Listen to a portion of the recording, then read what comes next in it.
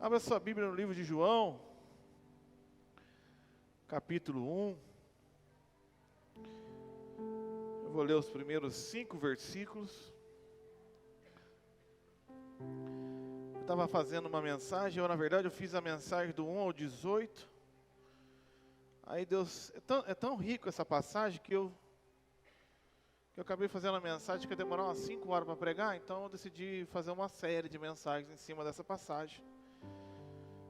Então, nas próximas semanas, eu quero compartilhar com você essa pergunta: quem é Jesus?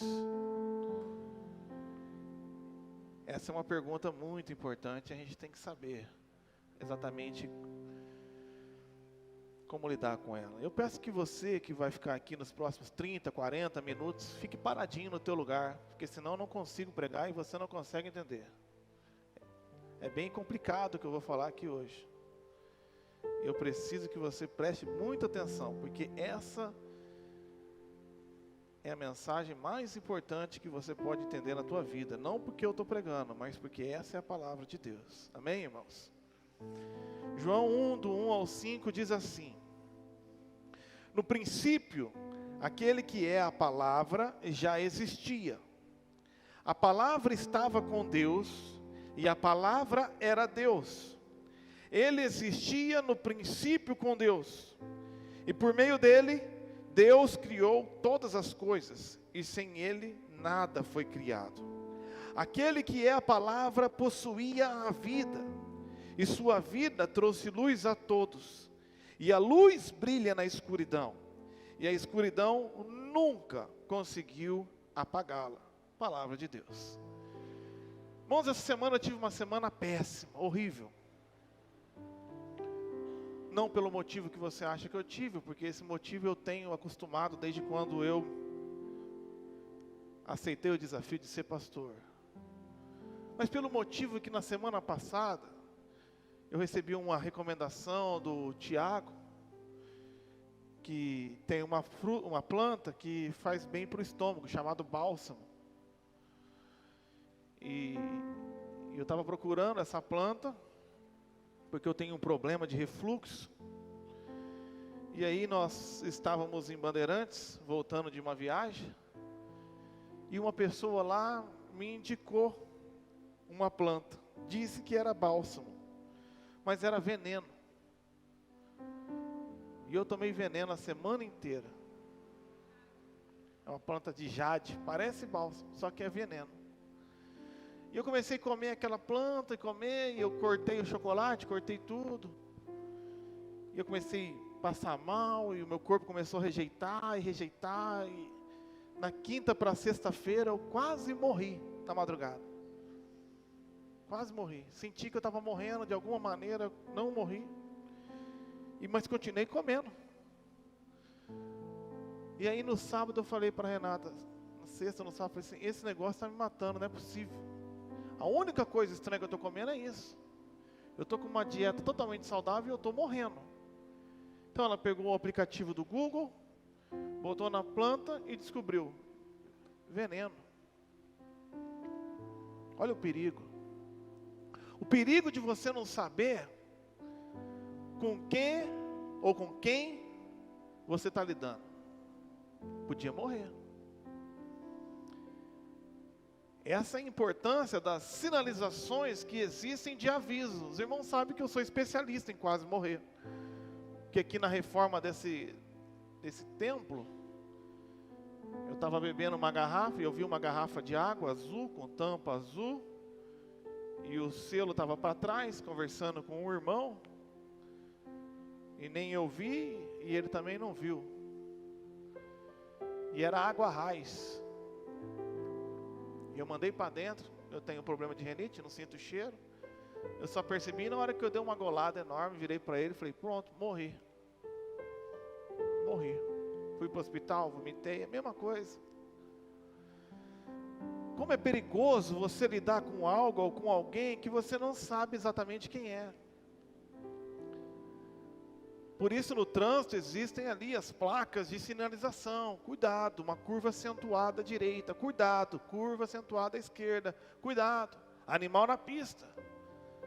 Semana passada a gente vindo de Bandeirantes para cá, E aí eu dei a luz alta e quando vi passou um javali de uns, meu Deus, 100 quilos. Eu ia enfiar o carro no javali. A sinalização salva. A sinalização traz benefício. E ela nos evita de muitos perigos. E o Evangelho de João é o Evangelho dos sinais. Ele foi escrito muito posterior aos outros 3 evangelhos. E você precisa entender isso. Ele é o Evangelho que está aqui sinalizando quem Jesus é. Esse é o único objetivo desse Evangelho. Por isso ele não fica relatando milagres à torta e à direita, como Mateus, Lucas e Marcos. Ele não fica relatando histórias e parábolas assim, totalmente despretensiosamente. Ele tem um objetivo claro, em cada sinal, em cada palavra, em cada mensagem, em cada declaração. E os teólogos chamam isso de sinalização. E o objetivo principal do Evangelho de João é sinalizar quem Deus é. Olhe, por exemplo, João capítulo 20.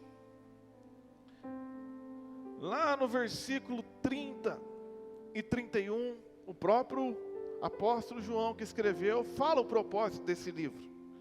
Ele diz assim: os discípulos viram Jesus fazer muitos outros sinais, além dos que se encontram registrados neste livro.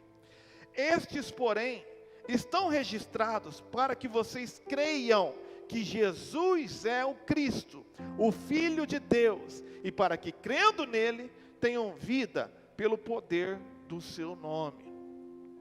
O objetivo do Evangelho de João é provar e sinalizar que Jesus é Deus.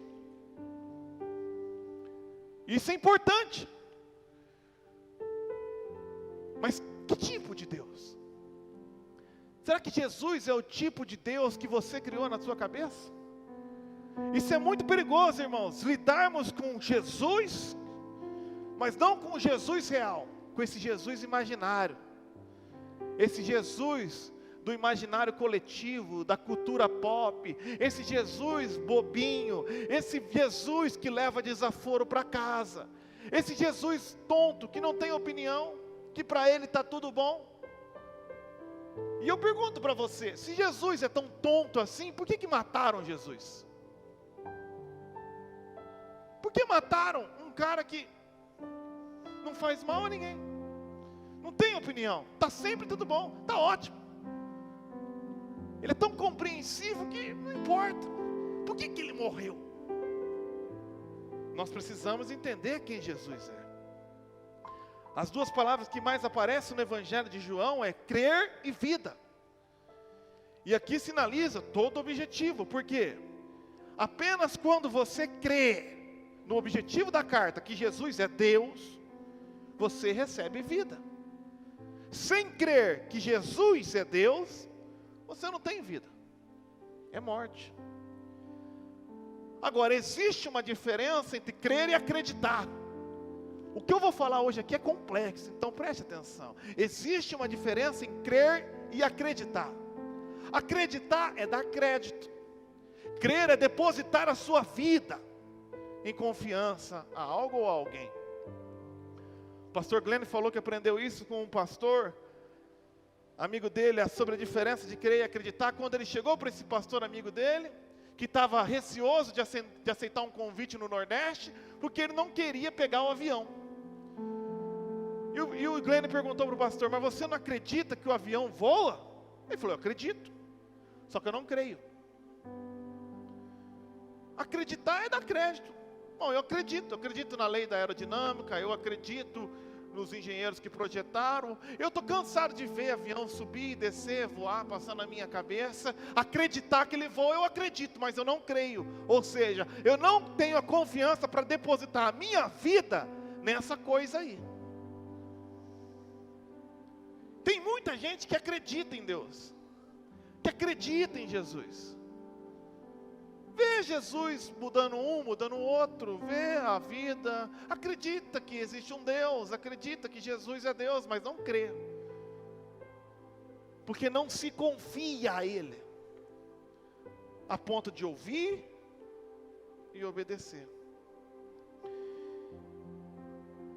E o Evangelho de João traz diversos sinais para trazer essa grande revelação por meio da palavra. E é o que eu gostaria de me dedicar nas próximas semanas, se Deus me permitir. Que Jesus é Deus. E existem sinais que apontam o tipo de Deus que Ele é. E o primeiro apontamento está no versículo 1. No princípio, aquele que é a palavra. Que tipo de Deus é esse? A Bíblia, você sabe, foi escrita no Novo Testamento no grego. E aqui ele está apontando que esse Jesus é o Logos. A palavra para palavra é Logos no original grego. E obviamente João não tirou essa palavra do nada. Ele está comunicando o Evangelho para o mundo inteiro. Diferente, por exemplo, de Mateus, que comunicou apenas aos judeus. Então, quando João escolhe a expressão Logos para descrever Jesus, ele tem um objetivo muito claro, mas eu e você aqui no Brasil em 2024, a gente não conhece. E a gente precisa entender o que ele queria dizer. Por exemplo, na cultura grega, que era que dominava culturalmente, como os Estados Unidos dominam hoje, tanto é que o Evangelho lá em Israel foi escrito em grego, era a língua principal, era a cultura principal, a filosofia principal. E Heráclito falou assim: o Logos representa a razão universal, ou a lei subjacente que governa o cosmos. O Logos é uma força unificadora que mantém a ordem e a harmonia do universo. Então João está falando, está vendo em Heráclito? Sabe essa força que ordena e traz harmonia e que governa o universo, que você chama de Logos? Jesus é o Logos. Politicamente, quem dominava era Roma. Eles estavam debaixo do Império Romano. E na filosofia romana do estoicismo, os estoicos falavam que o Logos é a razão divina, ou seja, a mente de Deus, que permeia e ordena o cosmos.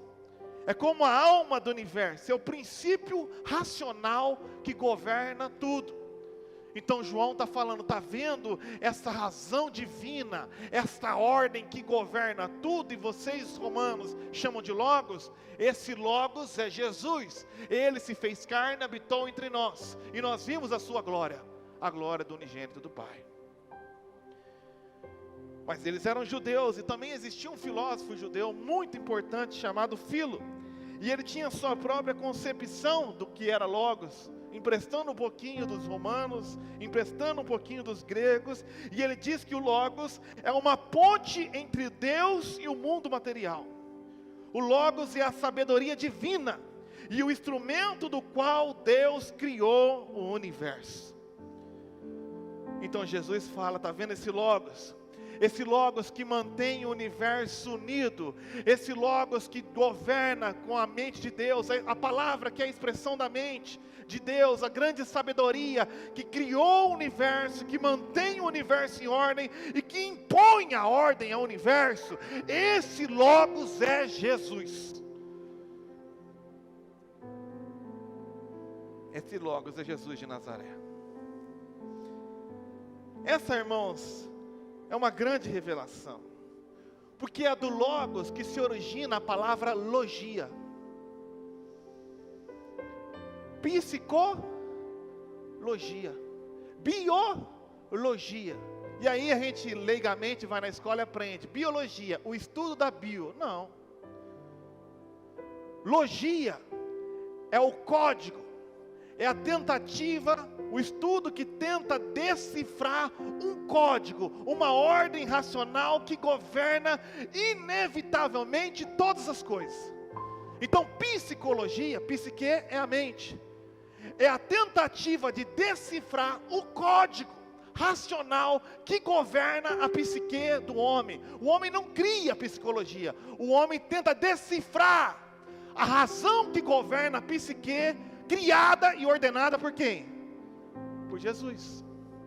Biologia é a tentativa de descobrir o código, a ordem criada por essa sabedoria divina, essa mente que ordenou e orquestra o cosmos sobre a bio. Então os cientistas não criam a biologia, eles decifram a biologia, eles estudam para descobrir que quando o cromossomos é X e X, a ordem do universo determina que essa pessoa seja mulher. E eles descobriram que quando o cromossomos é X e Y, a ordem do universo orquestra para que seja um homem. E assim, nós vamos buscando a razão por trás. Mas quem é a razão? É Jesus. Então é daí que sai a expressão lógica. Lógica é aquilo que está de acordo com o que for orquestrado pelo Logos, Criador do cosmos. Está complicando demais? Tudo tem uma ordem, irmãos. O que é ética? Ética é o comportamento que segue o padrão que o Logos criou para o cosmos. Tudo que é contra esse padrão é anti-ético. Então o pai, ou um homem adulto, não é lógico ele se relacionar com uma criança. Isso é anti-ético. E o estético é o padrão proporcional criado pelo cosmos. A deturpação do estético é o antiestético. E aí você vai entender o que é justiça. Porque o que é justiça? É as coisas no devido lugar orquestrado pelo Logos, que seguem a lógica da criação, portanto do Criador. E toda vez que essa coisa sai do lugar, é necessário que o Logos orquestre a justiça, para que volte essa coisa no lugar que não devia ter saído. É isso que Jesus veio fazer. Então ele encontra um leproso, e por causa da deturpação do pecado, da morte da humanidade, esse leproso está antiestético. Esse leproso está sofrendo uma injustiça. E Deus intervém por meio da lógica divina para trazer esse leproso e colocar no lugar, na maneira como ele deveria estar. Saudável, porque essa é a lógica. Por isso João fala, para isso Cristo se manifestou, para desfazer as obras antiestéticas, antiéticas e injustas do inimigo. Agora, irmãos, essa pequena aula de filosofia chata que você não quer prestar atenção, tem um motivo importante. Porque quem disse ou te ensinou que crer em Deus significa crer no ilógico? É como se a fé em Jesus Cristo fosse o oposto da lógica. O que é sobrenatural é quase místico, é quase irracional, mas não é o que a Bíblia ensina. Porque Paulo falou que nós temos que apresentar um culto racional, um culto que tem lógica, porque vai de acordo com o Logos, que é Jesus. Estão conseguindo entender? Mais ou menos? A irracionalidade não vem do Logos, vem da deturpação do Logos. Eu disse que tinha que prestar atenção. Então quando Deus, Jesus, a grande mente divina, orquestra a criação, Ele orquestrou de acordo com uma razão divina. Presta atenção nisso. E a teologia chama isso de revelação natural. Quando você olha como uma flor cresce e se multiplica, tem ali por trás daquela flor uma razão. E aquela razão está apontando para quem? Para o Criador. E isso a gente chama de revelação natural. E existe a revelação especial, que é as Escrituras. É uma revelação diferenciada, onde o Logos, ou seja, a palavra, se revelou. E aí entra a grande questão. Porque essas duas revelações, tanto a ciência quanto a teologia, ou seja, a logia do Theo, vem do mesmo escritor, é o mesmo ator. Então elas não podem se contradizer. Se existe algo que a ciência diz que é contra a palavra, alguém está errando na interpretação, ou os teólogos não estão interpretando, decifrando o TEL adequadamente pela revelação especial, ou os cientistas não estão decifrando o código da biologia pela revelação geral. Mas os dois foram escritos pelo mesmo homem, e esse homem chama Jesus Cristo de Nazaré. Ele orquestrou a bio e ele orquestrou a sua palavra. A reforma protestante foi muito incisiva nisso, e é por isso que a gente foi liberto daquele misticismo medieval, que acreditava que tudo que é de Deus é anti-estético, antinatural, e a gente chama de sobrenatural, só que na verdade o natural é você estar curado. O oposto do natural é a doença. O natural é viver. O natural é amar, odiar é antinatural. Então a reforma protestante falou assim: nós temos que ensinar as pessoas a lerem a revelação especial e a revelação natural. Então foi na reforma que a gente começou a ensinar todo o povo plebeu a ler a Bíblia. Para ler a Bíblia na sua própria língua, porque só quem sabia latim podia ler. E ao mesmo tempo criou escolas e faculdades científicas para a gente também aprender a ler Deus através da bio. E assim nasceu Harvard, assim nasceu Yale, assim nasceu Cambridge. Foi através da revelação de que tanto o Logos, que criou a natureza e criou e revelou a palavra, é o mesmo ator, e a gente precisa estudar para saber quem ele é. Estudar. Porque a revelação é aqui, ó, é na mente. Não adianta você vir num culto e não prestar atenção com a mente. Você só jogou teu tempo fora, e o meu também. Nós temos que vir aqui e prestar atenção, porque não existe uma mística que vai te invadir. Existe uma revelação que vai ser explicada e tem que ser compreendida. Por isso estou pregando em português e não em inglês, porque você precisa entender. Agora, essa mesma palavra que orquestrou o universo, se ela já orquestrou o universo, ela se revelou de maneira especial aqui, ó, na Santa Escritura de Deus. E o texto diz que essa palavra já existia. Então Jesus não nasceu quando apontou aquela estrelinha de Belém.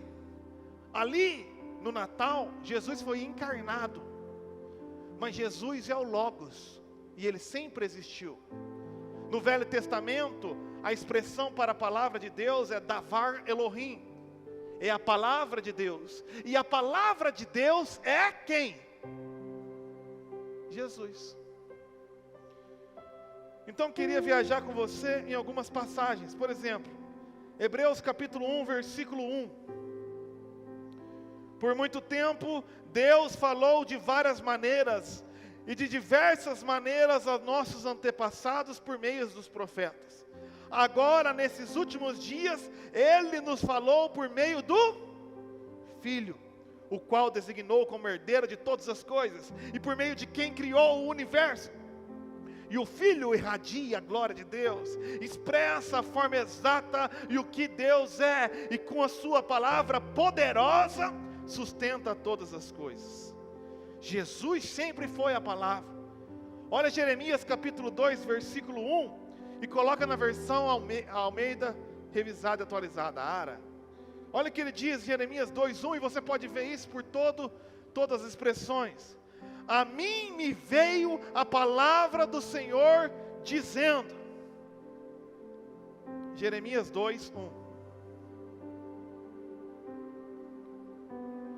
A mim me veio a palavra do Senhor. A palavra diz? Se a palavra diz, a palavra é uma pessoa. E você vai lendo os profetas e eles sempre vão dizer: a palavra de Deus me disse. Quem era a palavra de Deus que disse para Jeremias? Jesus. Quem é a palavra de Deus que conversou com Isaías?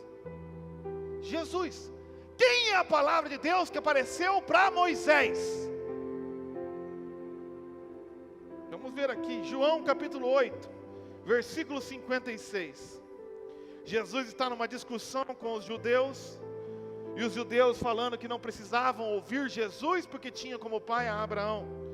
E no versículo 56 ele diz: seu pai Abraão exultou com a expectativa da minha vinda, ele a viu e se alegrou. E os líderes judeus disseram: você não tem nem 50 anos, como pode dizer que viu Abraão? E Jesus respondeu: eu lhes digo a verdade, antes mesmo de Abraão nascer, eu sou. Eu sou.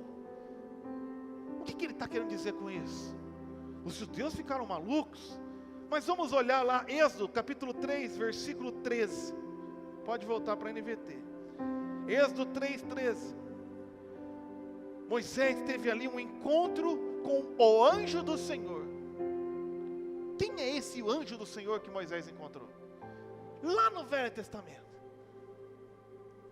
Moisés disse a Deus: se eu for aos israelitas e lhe disser, o Deus de seus antepassados me enviou a vocês, eles perguntarão, qual é o nome dele?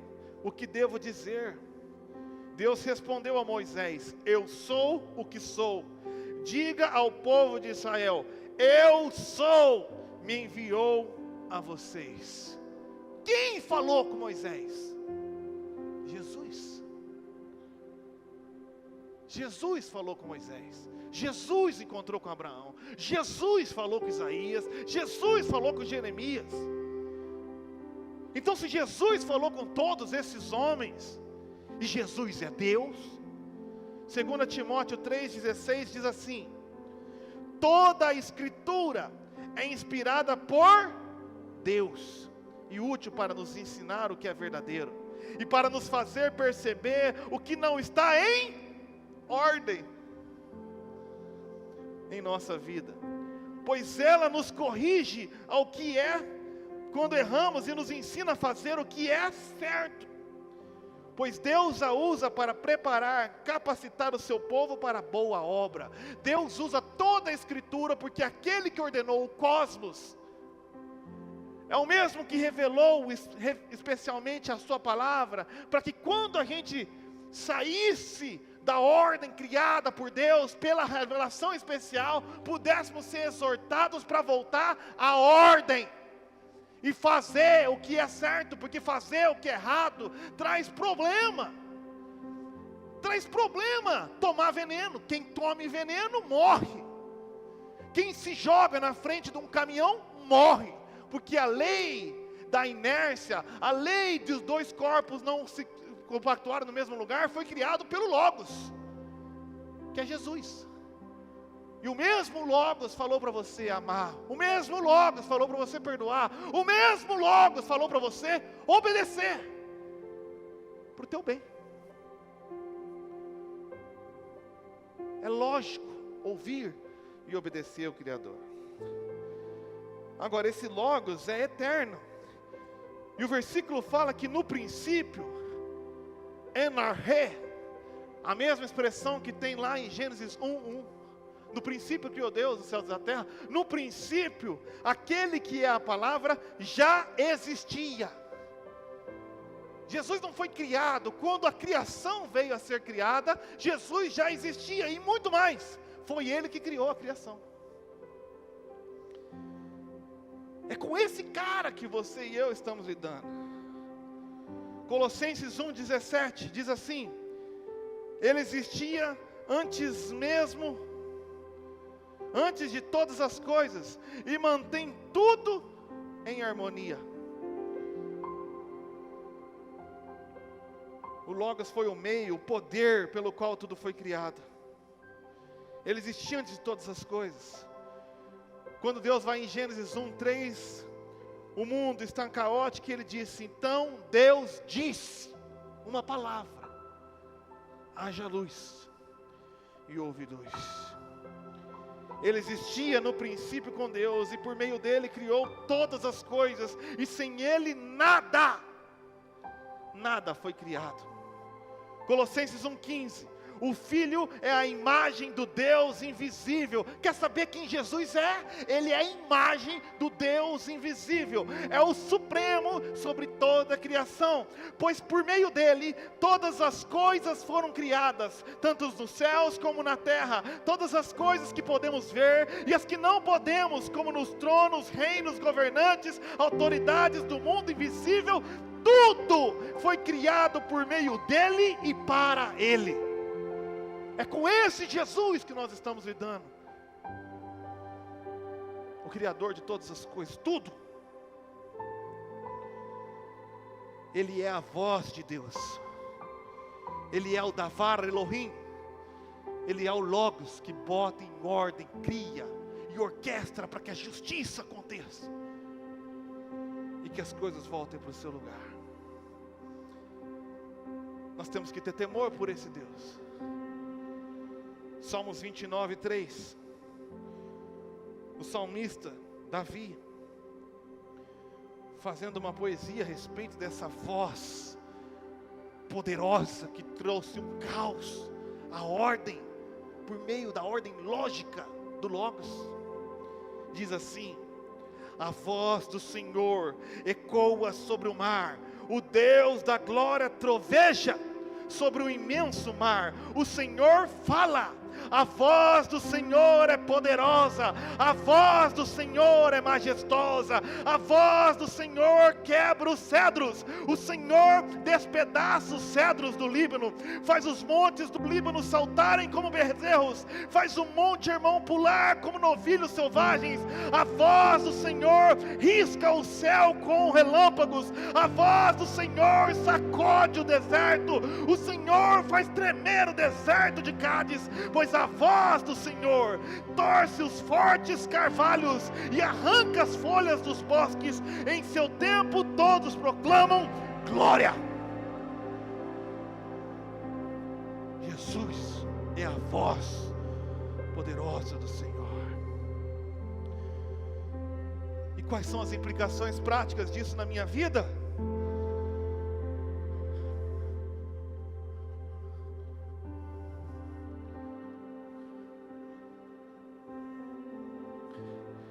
Primeiro, reconhecer a voz de Jesus através das Escrituras, como a palavra eterna de Deus, ressignifica nosso relacionamento com a sua palavra, para uma relação de confiança e obediência. Se foi essa voz poderosa que escreveu isso aqui, então você não pode tratar isso aqui com negligência. Se a voz que ordena tudo, que torce os cedros do Líbano, que põe em ordem e executa a ordem onde há caos, se revelou especialmente aqui, a relação que eu tenho que ter com isso aqui é uma só: ouvir e obedecer. Isso é crer, é depositar minha vida a isso. Não basta acreditar, tem que crer. João 10, 27, Jesus disse assim: minhas ovelhas ouvem a minha voz, eu as conheço e elas me seguem. Eu não estou falando para bode, eu estou falando para ovelha, porque a ovelha ouve a voz, reconhece o bom pastor e segue. Não é assim? Eu não entendo muito de bicho, mas parece que o pastor vai lá e chama e as ovelhas vêm. Quando o bom pastor que revelou a sua palavra traz uma ordem, você ouve e segue? Ou você discute? Ou você relativiza? O prejuízo é teu, o sinal de alerta está aí. Ele é Deus, faz o que você quiser. Só que se você se jogar de um prédio, você vai morrer. Se você não crer, se depositar, pistos é uma relação de lealdade, confiança e obediência a alguém. Isso é crer. Se você não tiver uma relação de crer, de lealdade, de confiança, de se doar, de se confiar à palavra de Deus, você não tem vida. Pois só quem crê tem vida, quem não crê, já era. Então reconhecer, ouvir, seguir, crer, se confiar à voz de Deus através das Escrituras, nos conduzirá para a vida eterna. É o único caminho. Ouvir, crer, se confiar. Então ele diz no versículo 28 ainda de João 10: e essas ovelhas me seguem, e eu lhes dou a vida eterna, e elas nunca morrerão. Quem nunca morrerá? Quem ouve a voz e segue. E quem ignorou, já morreu.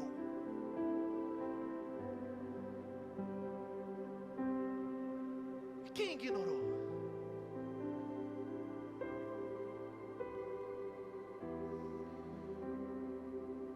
Estes, porém, estão registrados para que vocês creiam, se confiem em Jesus, que é o Cristo, o Filho de Deus, e para que crendo nele, se confiando nele, ouvindo a voz dele, o seguindo lealmente, tenham vida pelo poder do seu nome. Por fim, reconhecer a voz de Jesus através das Sagradas Escrituras nos trará segurança e direção para a nossa caminhada. João 10, 27 ainda diz: as minhas ovelhas ouvem a minha voz. E no final do 28, ninguém pode arrancá-las da minha mão. Quando a ovelha ouve a voz de Jesus, ninguém arranca essa ovelha das mãos do bom pastor. O lugar mais seguro no universo é o lugar onde você se confia a essa voz do Senhor poderosa.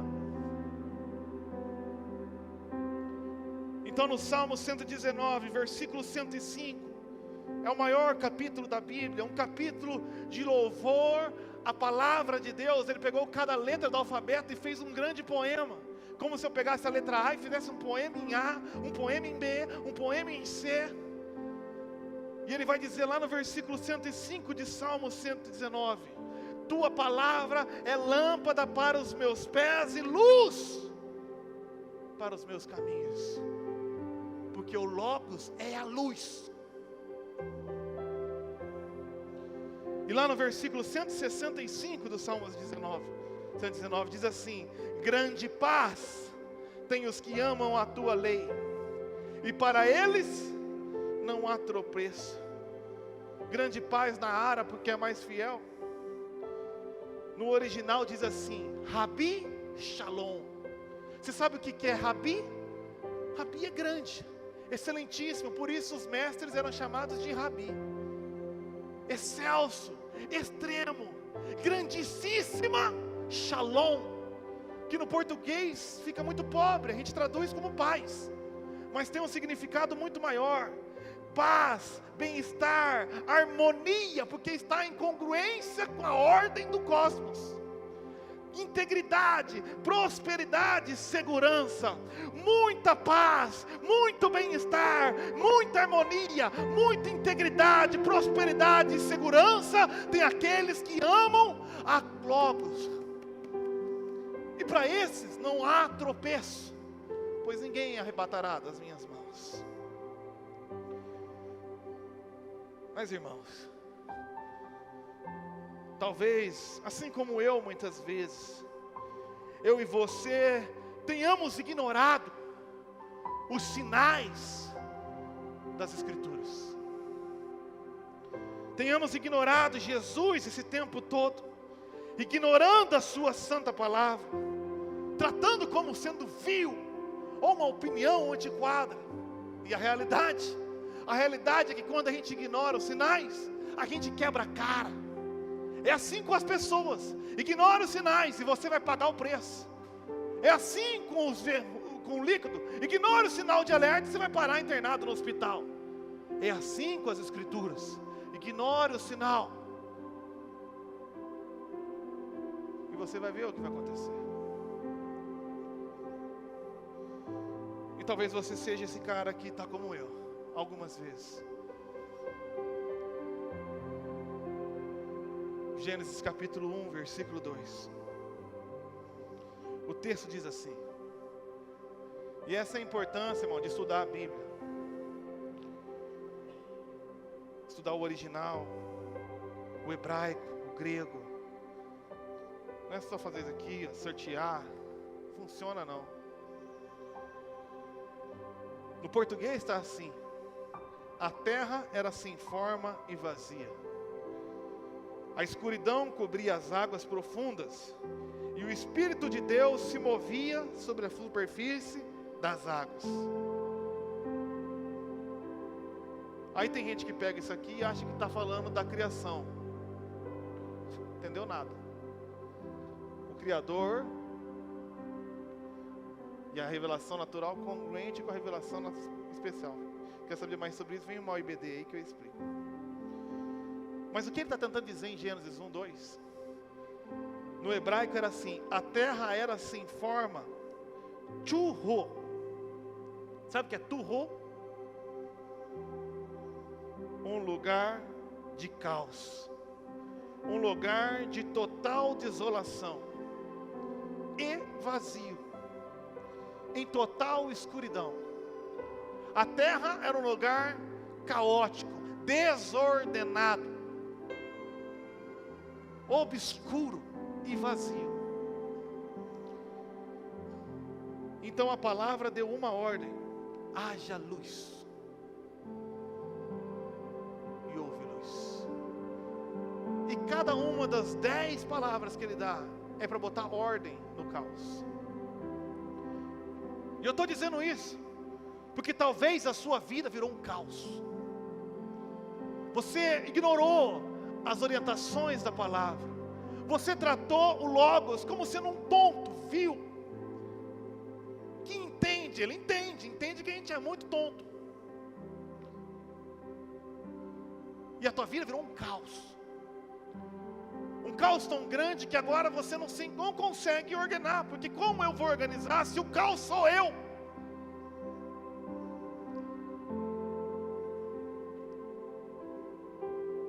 Então eu quero aqui clamar: ouça a voz de Deus que traz ordem ao caos. O Logos está aqui, falando racionalmente, logicamente, para você.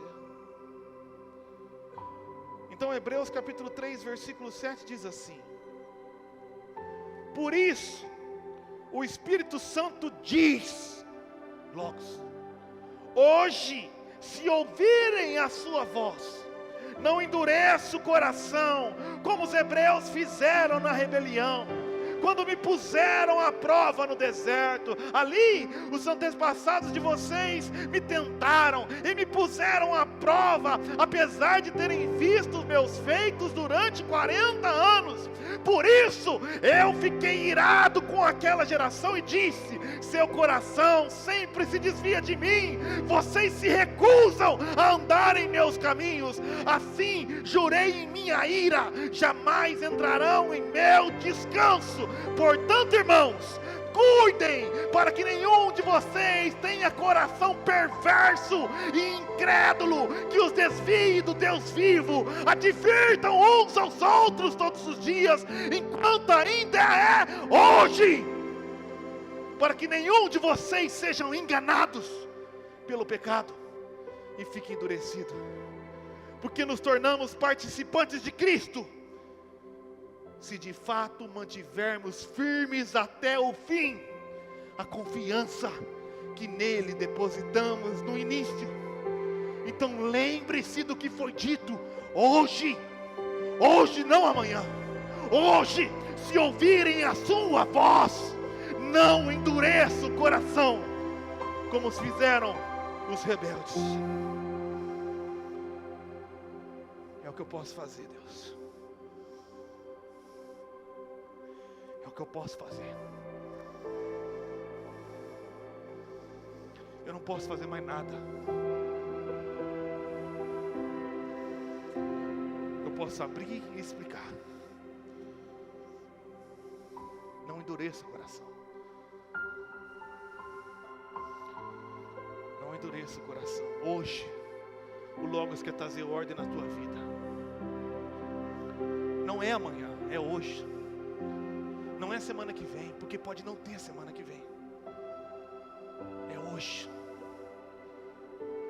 Então, se a tua vida virou um caco, se alguma área da tua vida virou um deserto de vale de ossos secos, profetiza a palavra de Deus, pois o Logos traz ordem ao caos, orquestra e governa todas as coisas.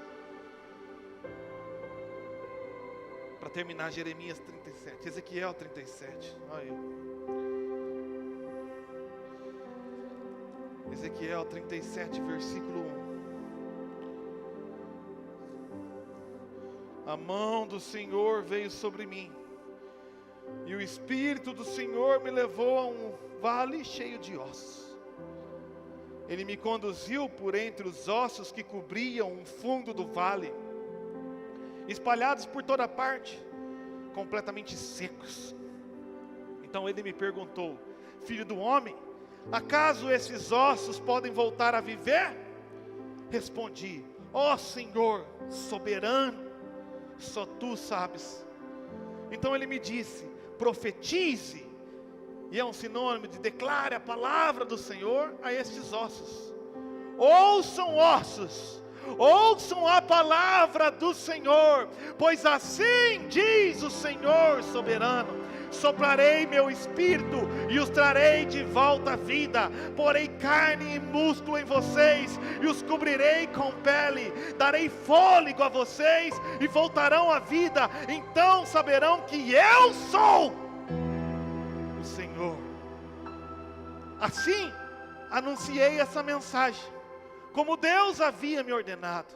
E de repente, enquanto eu profetizava, ouviu-se em todo o vale o barulho de ossos batendo uns contra os outros, e os ossos de cada corpo estavam se juntando. Então, enquanto eu observava, músculos e carne se formaram sobre os ossos, e em seguida, pele se formou para cobrir os corpos, mas ainda não respiravam. Então ele me disse: filho do homem, profetiza aos ventos, anuncia-lhes uma mensagem, diga: assim diz o Senhor soberano, ó fôlego, venha dos quatro ventos e sopre nesses corpos mortos, para que voltem a viver. E eu anunciei a palavra, como ele me havia ordenado, e espírito entrou nos corpos, e todos eles voltaram à vida, e se levantaram, e formaram um grande exército.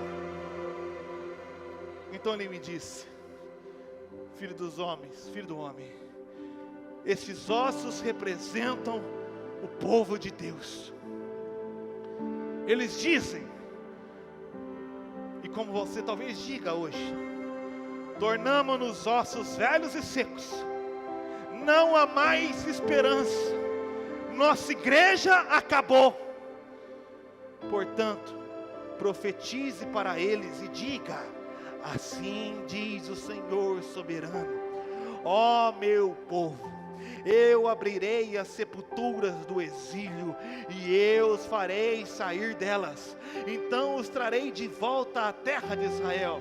E quando isso acontecer, o meu povo, vocês saberão que eu sou o Senhor, e soprarei o meu espírito em vocês, e voltarão a viver, e os trarei de volta para a terra prometida. Então saberão que eu, o Senhor, falei e cumpri o que prometi. Sim, eu, o Senhor, falei. Coloque-se de pé. Nessa noite o Senhor falou. Aquele que era a palavra no início está nesse lugar. Eu não sinto, você não tem que sentir nada, você tem que crer com uma razão e uma fé racional, confiar a sua vida nele, que trouxe ordem a tudo caos, pelo poder da sua palavra, e que vai trazer ordem ao caos da nossa vida, ao ouvirmos e seguirmos a voz do bom pastor, ao soprar em nós o seu espírito, a reunir esse vale de ossos secos e formar um exército campeão, que glorifica o seu nome nessa cidade e em outras nações. Nós estamos aqui nessa noite para ouvir a voz do Senhor e a obedecer, pois no início o Logos já existia, e por meio do Logos tudo que foi feito se fez, porque o Logos era Deus e está associado com Deus, nunca nasceu e nunca morrerá, e agora nós que ouvimos e obedecemos, estamos unidos e anexados a Ele, e jamais morreremos, e andando nos seus caminhos iluminados, nunca encontraremos tropeço, pois Ele é a luz.